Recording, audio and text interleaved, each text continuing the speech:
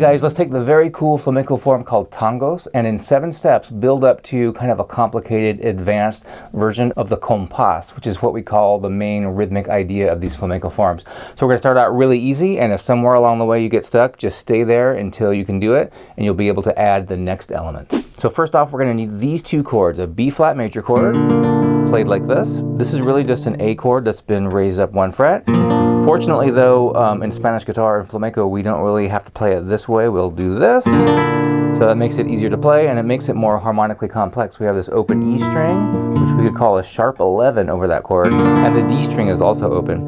So an A chord, you probably know that one, but we play it like this. That's so we can do things like this, which we can do here in this tangos form. But for now, don't even bar it, just go like this, and we're going to leave the ring finger down. So between B flat and this A, which now has a flat 9 in it, we can leave that ring finger down as an anchor. We'll also sometimes see a D minor chord and a C major chord, and we can get away with just those 4 chords, or we can do this as a little variation instead of D minor, and then this guy C9, a little more jazzy sounding instead of a regular C chord, or you could even do a C7 here. Okay, so the first step is we're just going to strum these chords with the very, very stripped down basic rhythm of tango. So we're just going to play a 1 measure of B flat, and then 1 measure of A, and let's do it with quarter notes just to start out. 1, 2, 3, 4, 1, 2, 3, 4. Notice that I have my thumb on the 6th string. That's great because these 2 chords, we don't want to hear the 6th string anyway, so we'll just keep our thumb right there and just strum down with the index. 1, 2, 3, 4, 1, 2, 3, 4. Let's add some 8th notes in there. 1, 2, 3, and 4, and 1, 2, 3, and 4, and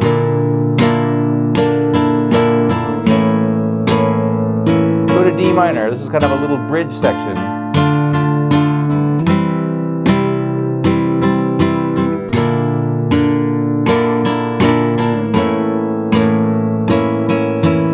There I was playing, for the most part, a quarter note, another quarter note, and then 8th note. So I was going 1, 2, 3, and 4, and that's going to kind of shoehorn us into the next thing here. All right, the next thing we're going to do is add a rascaleado to this. So we're going to use the traditional 4-stroke where we go pinky down, ring finger down, middle, index, like that. And we're going to do it kind of in keeping with that basic rhythm we had. So we're going to go 1, 2, 3, 4. So we still have a quarter note. Then we have 2 of these guys. And then come right up, and then go down, up. If we were counting this, we would say 1, triplet 2, triplet 3, and 4, and so we ended up not hitting the 2nd beat there. 1, 2, 3, and 4, and to the A chord.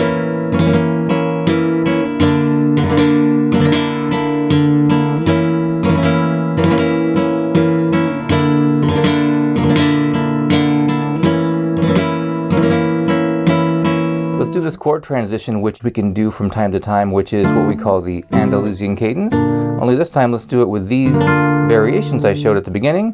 And what's great about this is your ring finger stays down the entire time. It's much easier to get to because that finger is already down like this. So we're going B flat to A, and then we'll go to this.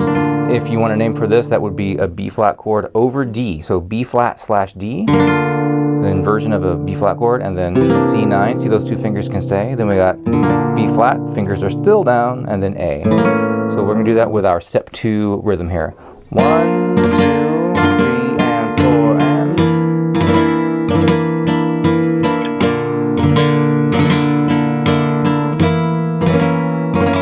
when we finish tangos, we're going to try to finish it on the 3rd beat when we're totally done, like this. 1, 2, 3, 4, 1, 2, 3, and just let the 4th beat hang out there.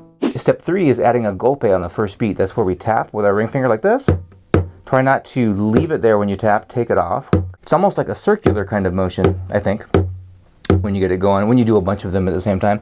Here we're just doing that once per measure, and this is in place of that initial downstroke that we were doing. So it's going to sound like this. 1, 2, 3, and 4, and the good thing about this is it actually gives you more time to switch the chord.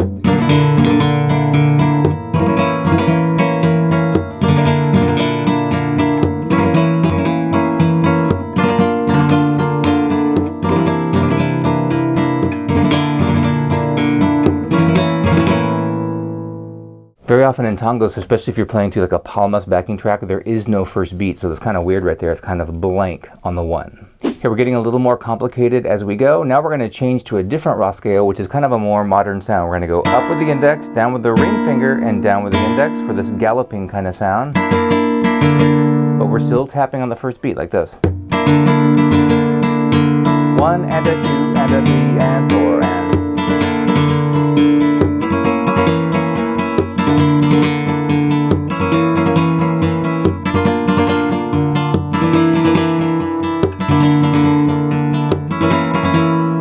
That rascaleado, make sure that your middle finger remains out because we're not going to use it, and I think that's a good policy overall. Don't bring a finger in unless you're just about to use it, because it confuses your fingers and they think that they need to be used and you're going to end up accidentally using them. So I keep it out, almost kind of like pointed out even for that one.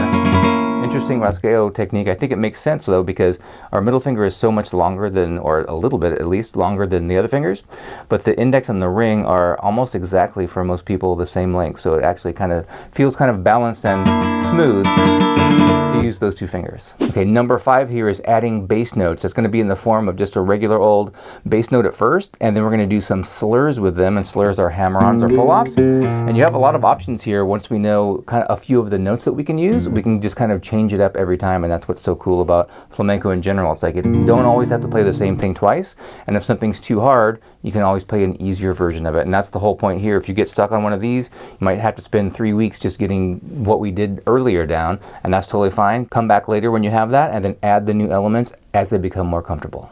The most basic way we can add a bass note is a single bass note with our thumb, but let's practice that for a second by going like this. Now we're going to deviate just for a second. 1, 2, 3, 4, and then a bass note. I'm just playing the low note, which is actually the root of the chord, with my thumb, rest stroke.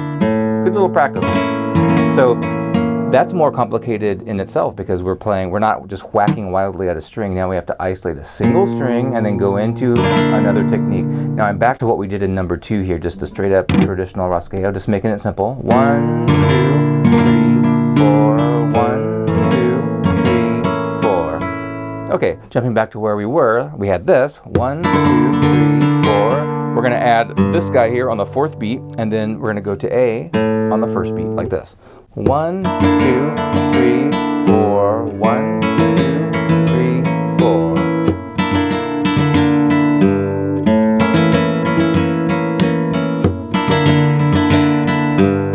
Or you can add an upstroke right there. I think that sounds really good, and it's not hard at all. Actually makes it easier because we're keeping the beat in a more regular way.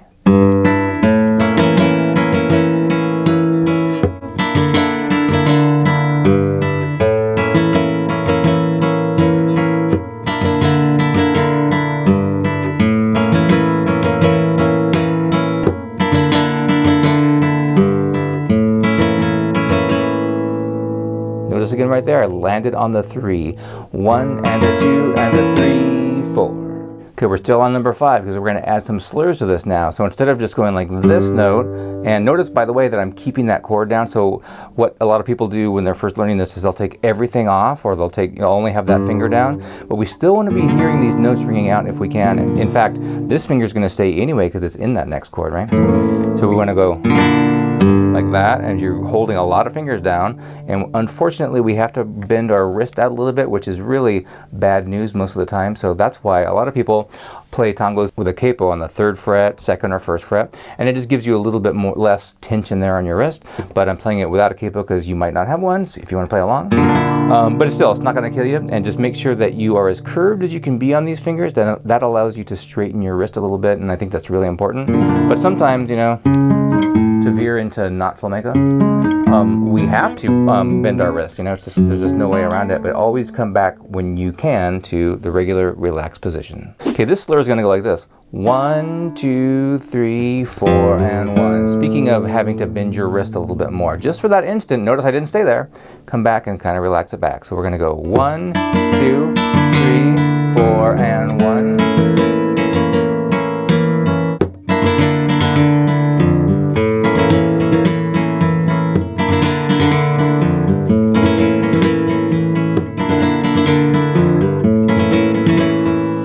notice how once we've added in these bass things now, we're no longer doing a golpe on the first beat, because it's typical to play the open A string there on that transition from B flat to A. So we lost the golpe there. 1, 2, 3, and 4, and 1. But you can still do a golpe there. So now we're getting more complicated. If you want, do a golpe with this thumb rest stroke, and that is much easier said than done. People have a real tough time with that. Great thing to be able to do. Really cool percussive effect there. That would sound like this.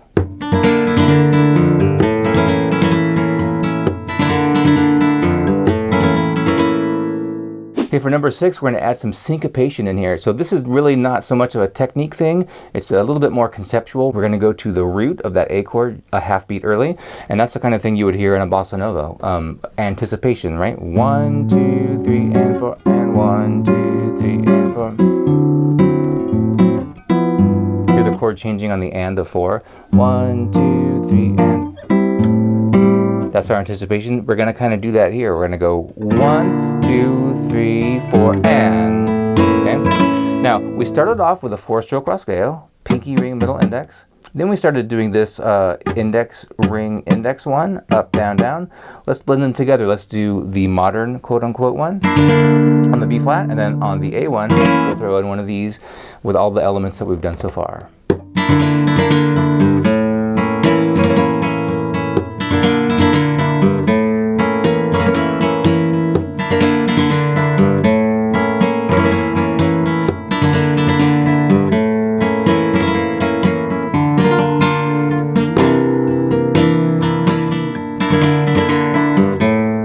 Notice I threw in a little syncopation on this transition too. 1, 2, 3, 4, and 2, 3, 4. You could do it there too.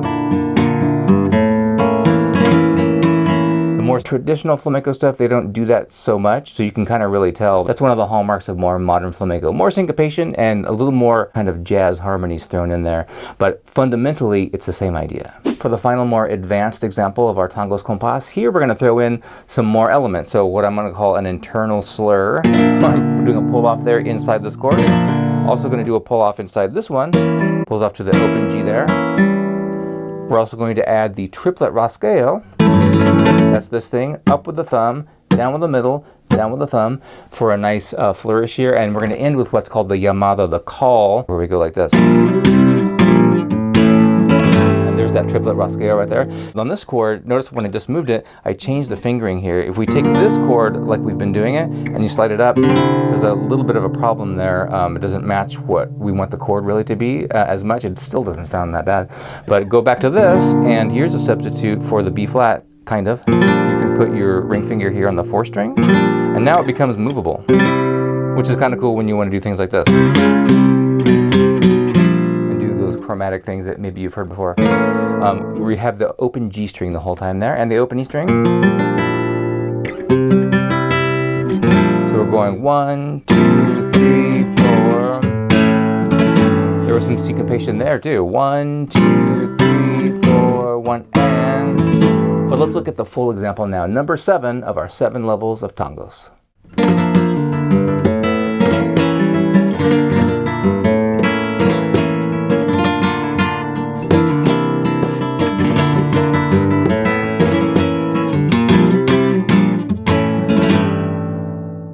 So in flamenco, we have all these different forms, soleá, alegrías. I think tangos and one called farruca are the easier ones when you're first starting out, because they're in 4/4 time, a little easier to comprehend, although the techniques that you use are the same throughout, and those can be pretty complicated. If you want to get more into tangos, check out this video where I go a little bit more in depth. And if you're into nylon string guitar, not just flamenco, but all kinds of stuff nylon, check out my monthly membership.